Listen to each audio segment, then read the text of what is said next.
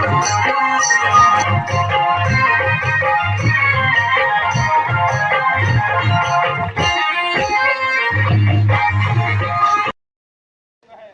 प्रणाम, पहला स्वागत है आप सभी का। जैसा कि आप सभी भक्तों को विदित है कि सोमनाथेश्वर मंदिर आदिग्राम फलोरिया मासी में शिव महापुराण कथा का सुंदर आयोजन चल रहा है। आज उसका अष्टम दिवस है। 21 तारीख को, 22 को नवम और 23 को जो है पूर्णाहुति के साथ विशाल भंडारा होगा। और मेरी कोशिश है कि जो भी भक्त यहाँ पर नहीं पहुँच पा रहे हैं इन किन प्रकार या कोई यहाँ से बाहर हैं, आप तक भी यहाँ की अमृतवाणी पहुँचे। और चलो मैं दर्शन कराता हूँ आपको सोमनाथेश्वर मंदिर आदिग्राम फलोरिया मासी। ये सोमनाथ की पहली उत्पत्ति भगवान और कथा शुरू हो चुकी है प्रतिष्ठित हुए। और साथ में कल कल कहती हुई रामगंगा। और सभी भक्त रोजमर्रा की तरह जो है अपनी अपनी सेवा में लगे हुए हैं। जय हो जय हो जय हो बोले की जय हो जय हो जय हो हर हर महादेव, हर हर महादेव। हमारी भक्त मंडली देखिए बैठी हुई है कब से। हम तो ऑलरेडी हमेशा लेट ही रहते हैं। आज हमारे नितिन बाबू भी पहुंचे हुए हैं, जो कि कल एक वीडियो में आपने देखा हो, अपनी आमा की सेवा में लगे हुए थे। बहुत ही सुंदर है। ज्योतिर्लिंग में प्रकट हो जाओ, आएगा तो एक न एक दिन आएगा, कुछ दिन पकड़ेंगे। दोनों ने अपना वहां रूप रखा। उसके बाद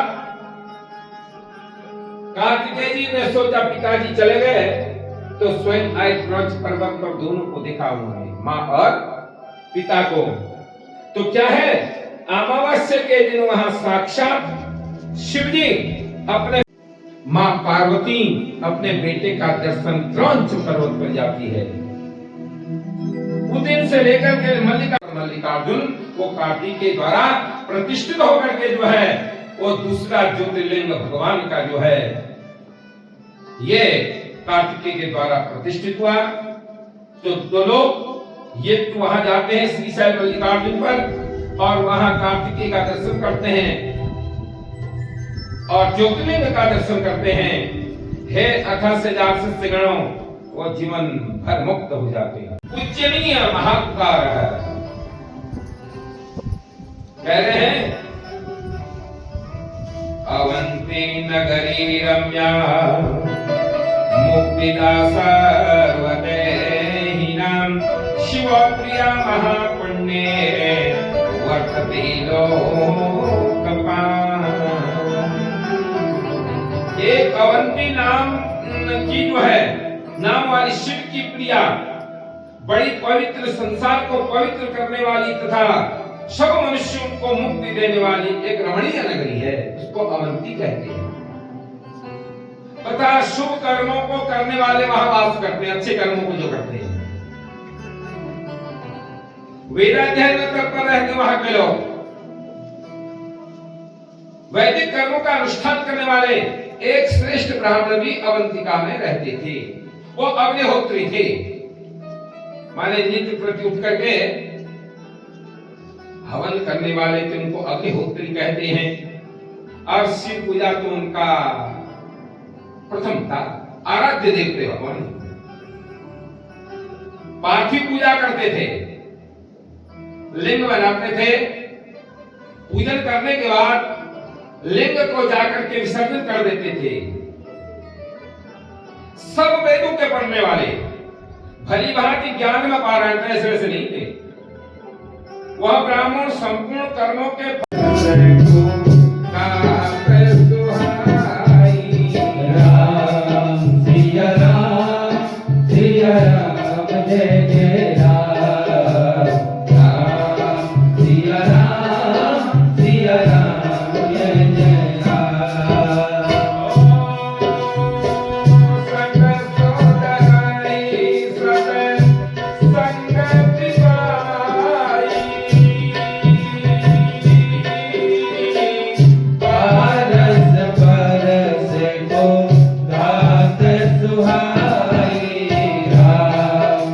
Yeah.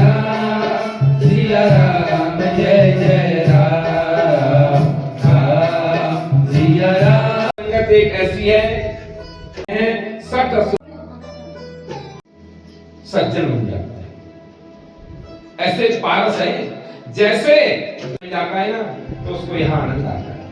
सत्संगत का आनंद बड़ा ही है, आ ही नहीं सकते भाई। संस्कार दिया है बालकों को, संस्कार देकर के उनके 4 पुत्र जो शिव पूजा में नित्य तत्पर रहते हैं। सबसे बड़ा पुत्र देवप्रिय तथा उससे छोटा मेधा प्रिय और तीसरा सुकृत और चौथा धर्मात्मा सुब्रत।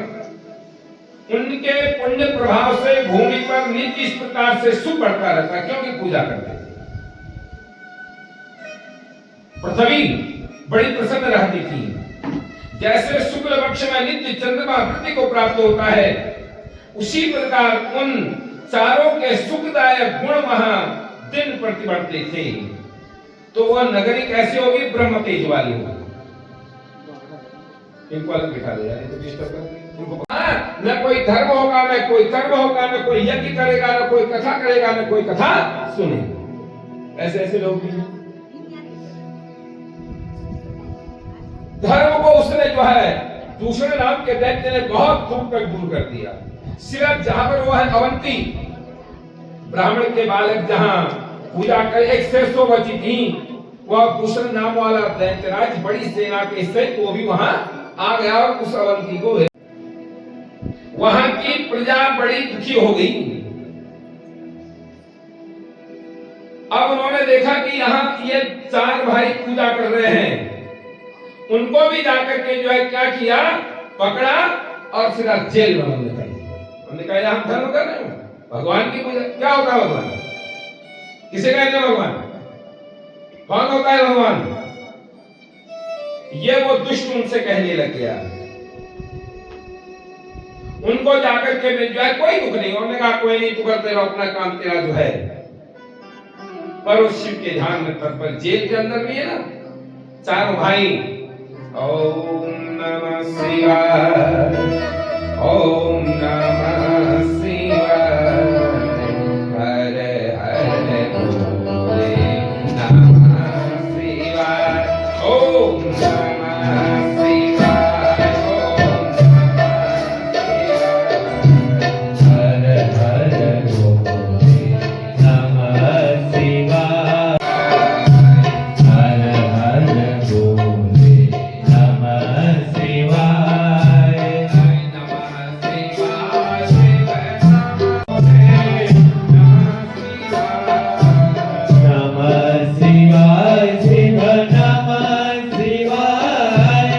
हर हर भोले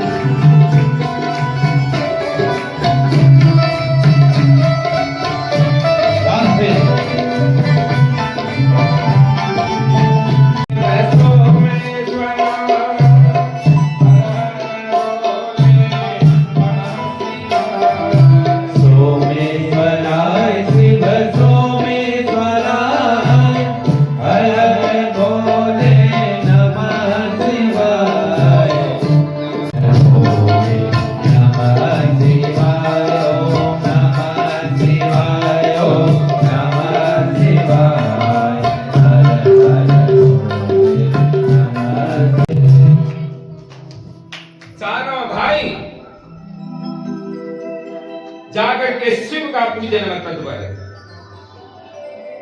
जब देखा दैत्य ने अच्छा ये भगवान का पूजन कर रहे हैं, कहा अपने गण से को मार डालो, मेरे हाथ में यज्ञ होगा ना, जब होगा ना, तब होगा ना, भगवान की कथा होगी। जो है तो लिंग बनाते थे, वहां एक गड्ढा हुआ और मेरे भगवान जो है, भोलेनाथ जो है, विराट रूप में जो है महाकाल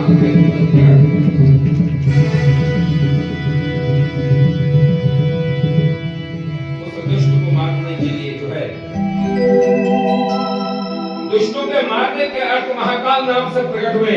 तो इन ब्राह्मणों के समीप से दूर भाग, नहीं तो हम तुझे मार डालेंगे। उस परमात्मा शिव ने कुछ सेना मारी तथा स्वयं और भाग गई और दुष्ट जो है दूषण को मार गिराया।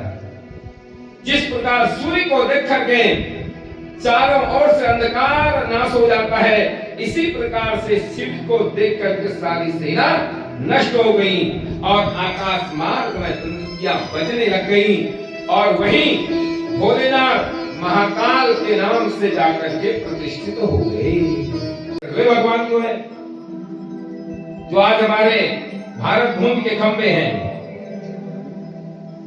उसके बाद आया जाकर के चौथा ओंकार ममलेश्वरम। कह रहे हैं 88,000 ऋषियों को समझा रहे हैं, ओंकारे परमेख्यातम लिंगमानासि जगताभिजा तथा वक्ष्यामि व प्रेता सूर्यतां परम। अब आपको में जो है भगवान का चौथा ज्योतिर्लिंग कैसे हुआ? कहते हैं एक समय परम भक्ति वाले मुनि भगवान नारद जी गोकर्ण शिव के समीप, उन्होंने पहले उनकी सेवा की, भोलेनाथ की। सीधे मन में विचार है, जा तो रहा है तो क्या करो कि विद्या पर्वत से मिलकर के जाओ, यहां से विद्यांचल पर्वत, वहां से शिव पूजा करके सीधे विद्या पर्वत के पास गए। विद्या पर्वत ने देखा मुनि नारद आए हैं जो है ब्रह्मा के मानस पुत्र। उसके बाद नारद जी का आतिथ्य सत्कार किया और बिठाया। उन्होंने जाकर के सांस लिया। उनका नारद जी क्या बात होगी, आप इसने सांस ले क्यों रहे हैं? उन्होंने कहा क्या कहूं, मुझे बड़ा आश्चर्य हो रहा है तुझे देख करके। भाई मुझे देख कर क्या आश्चर्य हो रहा है आपको? क्या मुझ में कोई न्यूनता है? ना कम हो जाए इन पर्वतों से जो और एक से एक पर्वत हैं। पर क्या करूं, विद्या पर्वत, नारद जी तुम में सब गुण तो हैं, परंतु सुमेरु पर्वत तुमसे भी बड़ा ऊंचा है। आप अपने को क्या समझ रहे हैं? तथा उसका देवताओं में विभाग है, उनमें तुम्हारी गणना नहीं की गई उन पर्वतों में। नारद जी ने ऐसा कहा, ऐसा चिड़का डाल के गए कि विकराल हो गया विद्या पर्वत। अच्छा, मेरा कहीं भाग भी नहीं। और सबसे ऊंचा सुमेरु पर्वत। विद्यांचल के मन में इस प्रकार से दुख हुआ कि मेरा जीवन आदि को धिक्कार है। सभी पर्वतों का मान सम्मान मेरा नहीं। मैं विश्वेश्वर शिव का आराधना करके मैं तप करूंगा, ऐसा अपने में निश्चय करके शंकर के शरण को प्राप्त हो गई। जो विद्या पर्वत जो है, वहां गए, ओंकार नामक शिव की वहां स्थापना की। विद्या पर्वत ने जो है वहां पार्थिव मूर्ति बनाई। मैंने आपको शिव पुराण के दूसरे रोज बताया, जिसके पुत्र नहीं है ना, उसको शाली पृष्ठ से अपने घर में भगवान की पूजा करनी चाहिए। वैसे 1500 से पुत्र के लिए होते हैं, 1100 प्रारंभ करते हो तो दुख दरिद्र गोबर मिट्टी के, और यदि आप कम से प्रारंभ करना चाहते हैं तो 108 से आप अपने घर में पार्थिव लिंगों की जो है प्रतिष्ठा करिए और वहां से प्रारंभ करिए। उनको 4-8 से ऐसे बढ़ाते रहें, जब तक होता है तब तक भोलेनाथ की पूजा करते हैं। ये साक्षात देवता है, प्रत्यक्ष देवता है। शिव के ध्यान में जाकर के तप करके स्थान से चलायमान नहीं हो, बैठे रहे तो बैठे रहे, अब कुछ हो जाए। विद्य पर्वत को तप करते देख करके शिव जी प्रसन्न हुए और योगियों को भी दुर्लभ अपने शरीर को भगवान ने वहां दिखाया। विद्य पर्वत को प्रसन्न हुए। शिव जी कह रहे हैं तुम मनोवांछित वर को मांग लो, मैं तुमसे प्रसन्न हूं विद्य पर्वत। जो तेरी कामना है, जैसा तू मांगता है, जैसा तू कहता हो, हम तेरे लिए देता हूं। मैं भक्तों की कामना को सिद्ध करने वाला हूं। भक्त जिस कामना से आता है ना, जैसे ये जो आप ग्रंथ देख रहे हैं पुराण, शायद आप सोच रहे हैं कि आज इसका पन्ना पलटा रहे हैं या वो है, पर मेरे भाई बहन ऐसा नहीं है। ये जो कल्प वृक्ष है कलिकाल का, निगम कल्पतरोर गलितम फलम सुखमुखा द्रवमृत संगीतम विवर्त भागवतम रस आलयम मुरहो रसिका भूमिभाग। ये क्या है? ऐसा नहीं। निगम कहते थे कल्पतरोर गलितम फलम, यह स्वर्ग का पका हुआ फल है जिसको आप सुन रहे हैं। सुख मुखा द्रवमृत संगीतम, इसके पक्षी कौन है? सुनने वाले।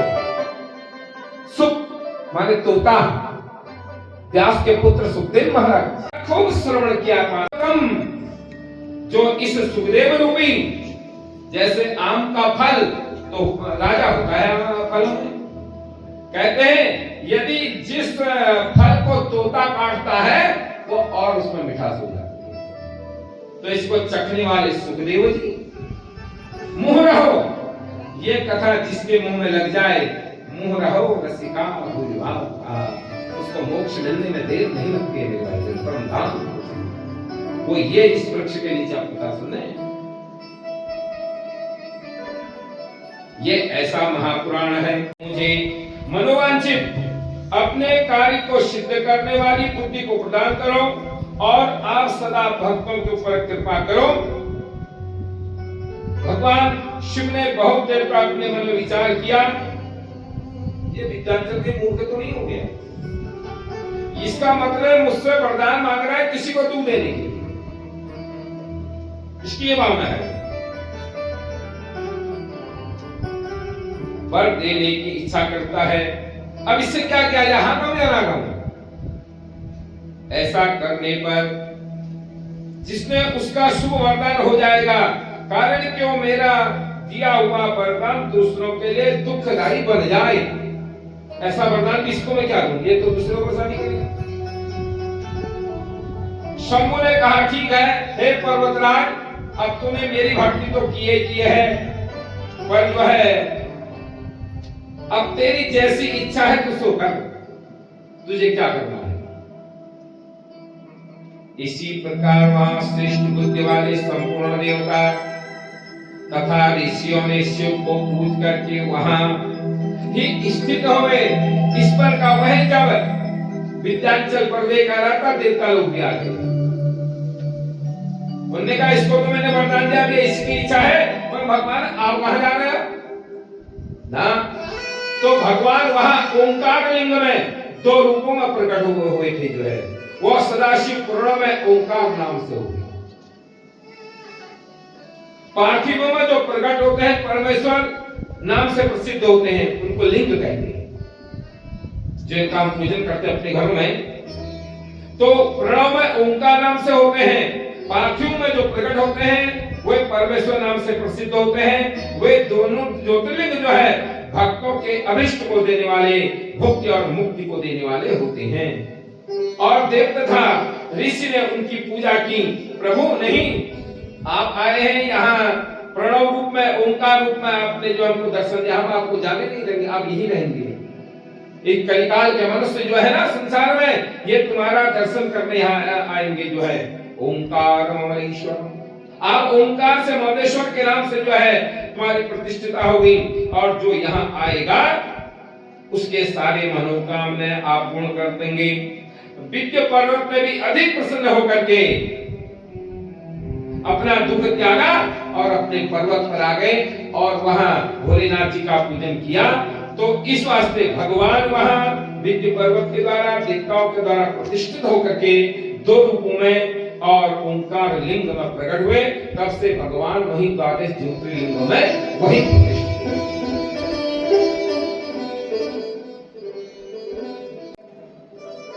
ईदारम बद्रिकाश्रम, वहां की कथा बता रहे हैं।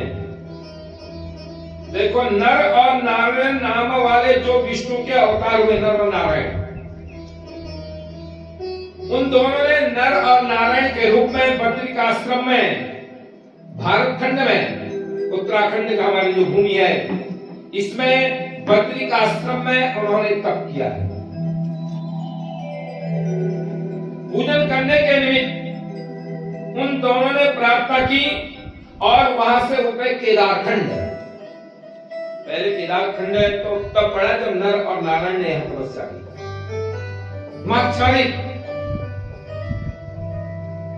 उन्होंने मन में विचार आया, धर्मपुत्रों ने, विष्णु के अवतार नर नारायण ने वहां केदारखंड में जाकर के जो है बहुत समय तक भगवान को प्रसन्न करने के लिए पार्थिव लिंगों की जो है वहां पूजा की। बहुत समय तक बहुत नर और नारायण इन्होंने तप करके पर्वत 2 भागों में वितरित हो गए थे, नर और नारायण पर्वत। ये नर और नारायण ने तपस्या की। बद्रिकाश्रम में देखते हैं इधर नर और इधर नारायण का पर्वत है, वही है। ये पहले एक ही था, ये फट गए इतनी तपस्या से, ये तो परमधाम को चले गए दोनों धर्म के पुत्र। और नर और नारायण पर्वत के बीच में हमारे बद्रिकाश्रम महाराज जी, बद्रीनाथ जी जो हैं वो विराजमान हैं। और अलकनंदा, और वहां से सरस्वती आती है तिब्बत से, और अलकनंदा में समाहित होते। कभी जाइए, 5 किलोमीटर की दूरी पर माणा गांव है, उसी से पास में जाकर के भूमकुल है। सरस्वती इतने वेग से आती है कि ऐसा लगता है कि एक बार वो पृथ्वी में नीचे पाताल लोग जाते तो ऊपर आती है। भीमकुल है वहां, पत्थर इतना विशाल। और वहीं से पांडव स्वर्गारोहण को गए थे। कभी जाइए वहां, वहीं व्यास गुफा है, और वहीं श्री कृष्ण का अंदर जाकर गणेश गुफा है, जहां वेदों का निर्माण हुआ, जिसको हम सुना रहे हैं आपको जो है। ये वेद भगवान ने जाकर के बद्रिकाश्रम में बनाए। गणेश जी ने लेखनी किए और अपने पुत्र सुखदेव को और सुख महाराज जी को इस कथा को बताया है। ये बद्रिकाश्रम जो है बड़ा सुंदर है। वहां ने बहुत समय तक पूजा किए। एकस्मिन् समये तत्र प्रसन्न परमेश्वर प्रत्युवाच प्रसन्नोऽस्मि करोमि प्रीयता। जब वहां पार्थिव लिंग के पूजा कर रहे हैं नर नारायण, ओम शिवाय नमः, ओम महेश्वराय नमः, ओम संभवे नमः, ओम पिनाकिने नमः, ओम शशिशेखराय, ओम वामदेवाय कर रहे हैं। उस समय के बाद शिव जी वहां प्रसन्न हो गए उन दोनों से जो है बद्रिकाश्रम में, केदारखंड में। भक्तों, तो विष्णु के जाकर के पुत्र हो, अवतार हो। अब तुमने मेरे बहुत समय तक इस अखंड शिवखंड में मेरा पूजन किया है, वर मांग लो जो चाहते हो। उन्होंने अपने लिए वरदान नहीं मांगा। आदमी तो वही है जो दूसरे के काम आए।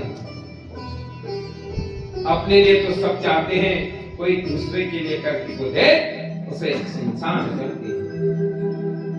अपने लिए कौन नहीं करता है? अपने लिए तो सब लेकर सुबह से शाम तक टाइम ही नहीं है। पर कोई दूसरे के लिए जी के देखे, उसे ही तो इंसान कहते हैं, उसे ही तो मनुष्य कहते हैं, उसे ही तो धर्म कहते हैं, उसे ही तो कर्म कहते हैं। अपने लिए सब जीते हैं, सब करते हैं अपने लिए, थोड़ी दूसरों के लिए करके भी देखो तो तब जानो क्या आनंद आता है। परहित सरिस धर्म नहीं भाई, पर पीड़ा सम नहीं अधमाई। दूसरे के सहायता करने से परहित कोई धर्म नहीं है, पर पीड़ा दूसरों को कष्ट देने से कोई पीड़ा और कोई दुख नहीं है। और उन्होंने भगवान से मांगा, अपने लिए नहीं मांगा, संसार के हित की कामना से यह वचन बोले नर और नारायण बोले ना उससे नर नारायण हुआ। हे प्रभु, हे शंकर, हे भोलेनाथ, आप प्रसन्न है ना केदारखंड में हमको वरदान देना चाहते हैं, तो हम आपसे अपने स्वरूप से पूजा के निमित्त यह स्थित हो जाए। हम प्रसन्न है तो आपको सदा ही केदारखंड में रहना पड़ेगा। ये वहां से भगवान प्रकट हुए। दोनों के ऐसा कहने पर हिम से आश्रित केदार में साक्षात महेश्वर ज्योति रूप से स्वयं प्रकट हुए उनके सामने, लिंगों में प्रकट हुए भगवान। उन दोनों ने पूजित हुए संपूर्ण संकट और भय से दूर करने वाले शिव जी लोगों के उपकार के निमित्त तथा भक्तों के दर्शन के लिए वहीं पधारे, गए नहीं गए। केदारेश्वर नाम से प्रसिद्ध शिव जी का दर्शन करने तथा पूजन करने से जो केदारखंड जाता है, अपने भक्तों के मनोरथों को सिद्ध मेरे भगवान करते हैं। जो जो देवता पुरातन ऋषि उनकी पूजा करते हैं, वे सब प्रसन्न शिव जी से मनोवांछित फल को प्राप्त करते हैं। और माया को आगे करके उनके सामने से जा रहे थे। पांडव ने क्या किया कि पकड़ी पूंछ, ये कौन है?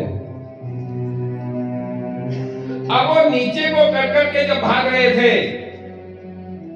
तो कहीं कहीं तो आता है ये महिषी की गर्दन काट दी थी, तब जाकर के जो है फिर भगवान का धड़ वहीं गिर गया। और जो सर था वो कहां चले गया? नेपाल में। नेपाल में सर की पूजा होती है भगवान की, और धड़ की केदारेश्वर में पूजा होती है। कहते हैं शिरोभाग जो है नयोपाले सरोभागो ततस्तु पतः स्थितः, कहते हैं भगवान ने उसी रूप में वहां प्रकट हुए और नेपाल में सिर चले गया, तो नेपाल में भगवान के सर का पूजन किया जाता है। जो वहां नित्य पूजन करते हैं। केदारखंड में पांडवों ने बड़ी प्रसन्नता प्रकट की, भोलेनाथ प्रकट हुए और वहीं से पांचों हिमालय पर्वत पर गए हैं, द्रौपदी को साथ लेकर के जो है। अब तो वहां स्टेचू बन चुके हैं उनके 5 पांडवों के दिशा मार्गदर्शन करने के लिए। वहां सतोपंथ एक मार्ग है, जहां वैसे जाना नहीं चाहिए, वैसे वहां गए तो फिर नीचे उतरना तो फिर महाभारत का युद्ध है। जो गए वहां वो चिन्ह लगाते हुए गए वहां सतोपंथ। तो कहते जब हमने वहां देखा सतोपंथ में, तो एक तालाब है बड़ा सुंदर, जो एक संत रहता है और 2 कुत्ते साथ में रहते हैं वहां। क्या भगवान की लीला है, कहां से वहां अन्न आ रहा है, कहां से वहां सेवा हो रही है। कहते हैं और वो जल ऐसा है कि तिनका भी वहां पड़ता है, पहले तो पड़ता ही नहीं है, पड़ता है तो वहां पक्षी उठा करके दूर कर देते हैं। इतना कोई तरह से पंथ मार और कुत्ते लेने के लिए आते हैं वहां। अरे मार एक संत रहते हैं वहां पर, वो दिखाया है, खैर हम तो नहीं गए हैं, और वहीं पर संत का आश्रम है। तो उसके बाद पांडव इसी रास्ते से स्वर्गारोहण, उन्होंने स्वर्ग की प्राप्ति की।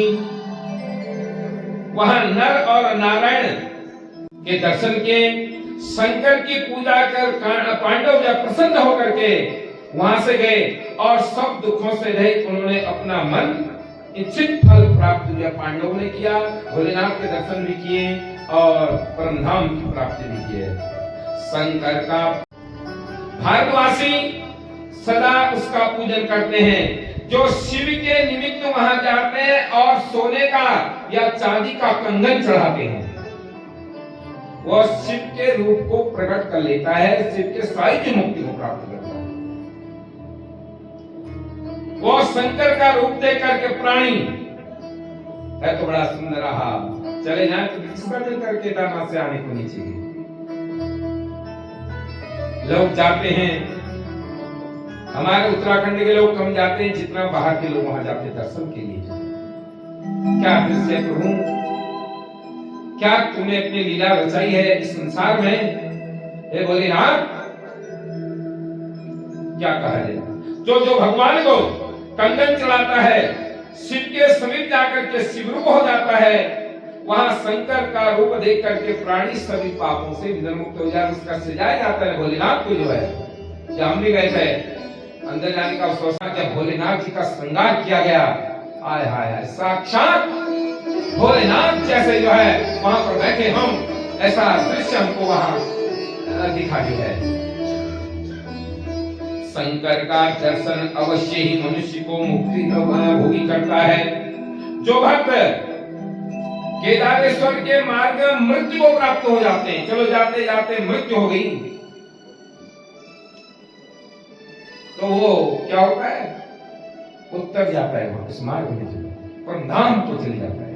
और जो वहां जाकर के प्रेम से केदारेश्वर का पूजन करता है और जलपान करता है, जनमन विद्यते पुनरपि जननी पुनरपि मरणं पुनरपि जननी पुनरपि मरणं पुनरपि जननी जठरे शयनं संसारे फलदोषारे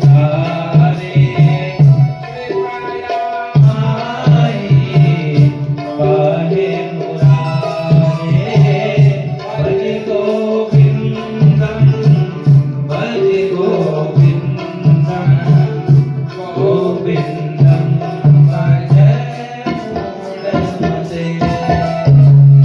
केदारनाथ का दर्शन करने के बाद उसका ये बार-बार जन्म होना, गर्भ में आना, यहाँ की वेदनाओं को सहना और उसके बाद फिर जाकर के जन्म लेना, इससे भी निर्मुक्त हो जाता है, सदा ही मुक्ति प्राप्त। जो वहां जाकर के केदारेश्वर का पूजन करते हैं, भगवान के यहाँ जलपान करते हैं, दान पुण्य करते हैं, वे परम धाम को मुक्ति को प्राप्त करते हैं। वे सर्वेश्वर विशेष करके इस भूमंडल के स्वामी हैं। केदारेश्वर की जो है, केदारेश्वर शंकर सब कामनाओं को देने वाले हैं, इसमें कोई संदेह नहीं।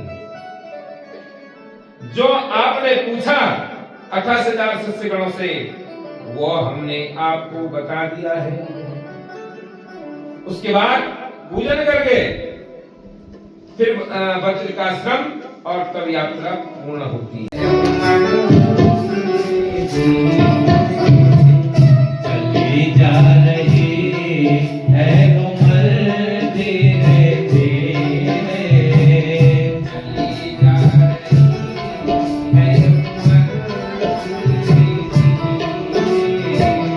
चली जा रही है उम्र धीरे धीरे, चली जा रही है उम्र धीरे धीरे, चली जा रही है उम्र धीरे धीरे, चली जा रही है उम्र धीरे धीरे, पल पल